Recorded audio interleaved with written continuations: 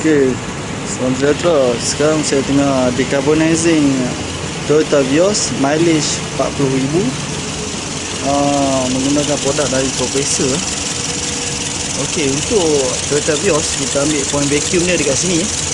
Kita just cabut dia pula, masukkan hose dalam ni, nampak? Masukkan hose dalam ni, ni sebagai stopper ni. Lepas tu menggunakan produk dari Progressor.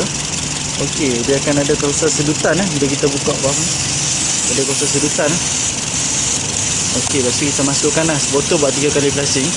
Kita masukkan sampai bahu botol dulu. Okey, sedut nampak, dia sedut dengan spot. Nampak, sedut. Masuk dalam tubuh ya. Sampai ke bahu botol tu. Sampai dekat sini. First flushing kita boleh stop sat. So kita boleh rem lah. Okey, sampai bahu botol kita stop sat.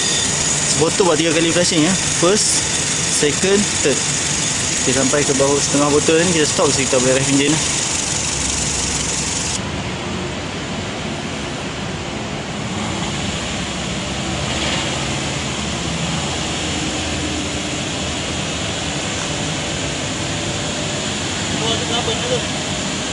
Cover tu.